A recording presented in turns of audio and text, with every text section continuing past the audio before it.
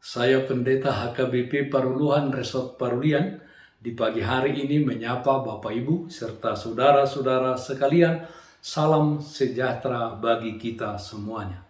Sebelum kita mendengarkan dan merenungkan firman Tuhan di pagi hari ini, marilah kita berdoa.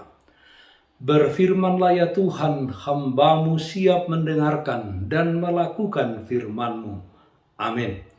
Firman Tuhan yang menjadi sumber kekuatan dan sukacita bagi kita dalam melaksanakan aktivitas kita satu hari ini, Rabu 16 Februari 2022, tertulis dalam kitab Yesaya pasal 48 ayat 21, demikian bunyinya.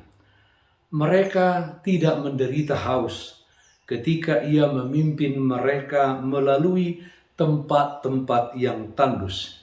Ia mengeluarkan air dari gunung batu bagi mereka.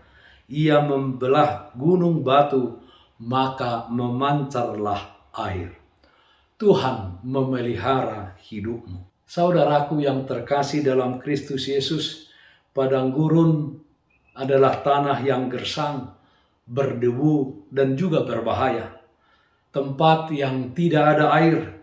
Jika pun ada oase, yaitu suatu daerah yang subur dan terpencil dan di sekitarnya tumbuh beberapa pepohonan, tetapi juga sangat sulit untuk ditemukan.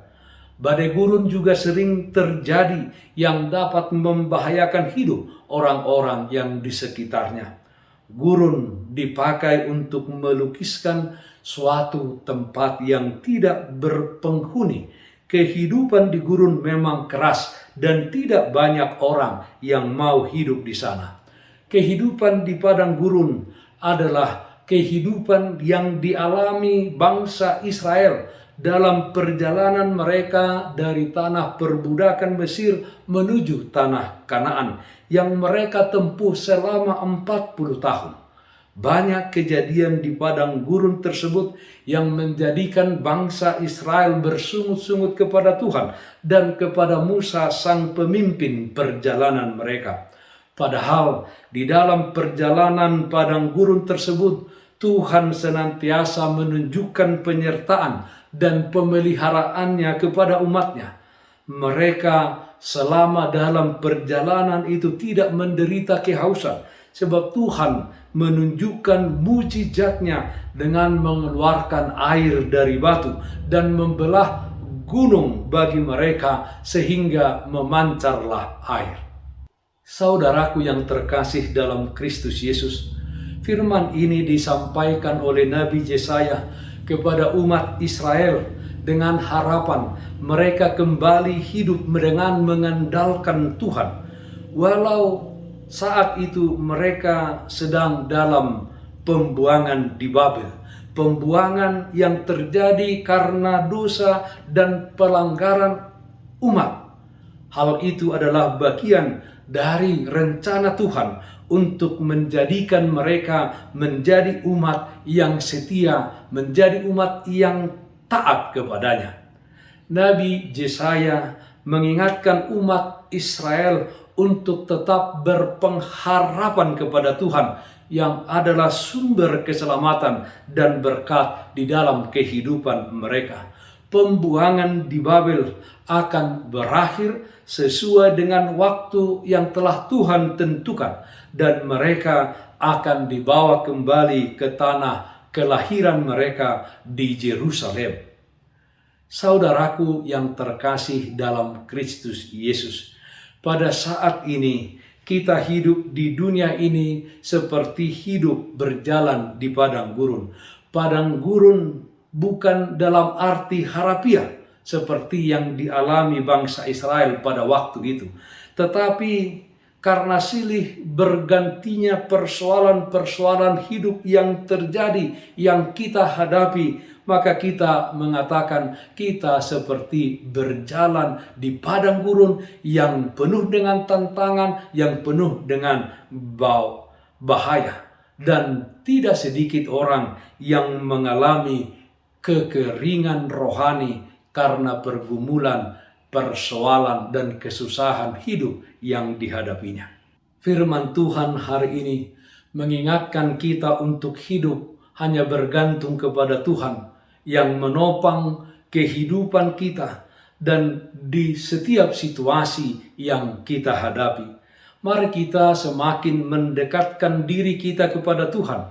Percayalah bahwa Dia akan bertindak mengairi kerohanian kita dari kekeringan, memberikan semangat hidup kepada kita yang mengalami keputusasaan.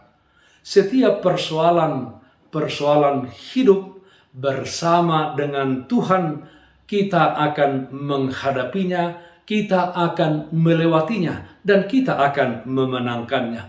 Percayalah bahwa di setiap padang gurun kehidupan ada mata air anugerah yang disediakan Tuhan untuk kita semua yang selalu berserah dan mengandalkannya. Yeremia 17 ayat 7-8 mengatakan, diberkatilah orang yang mengandalkan Tuhan, yang menaruh harapannya pada Tuhan.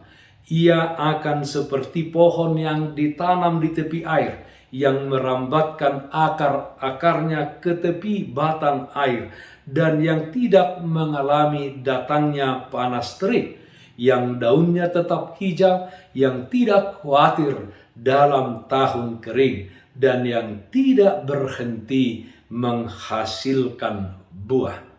Tuhan memelihara hidupmu. Amin. Mari kita nyanyikan Bukuende 753 ayat 1, di pardalanan Yesus di joloku. Di pardalanan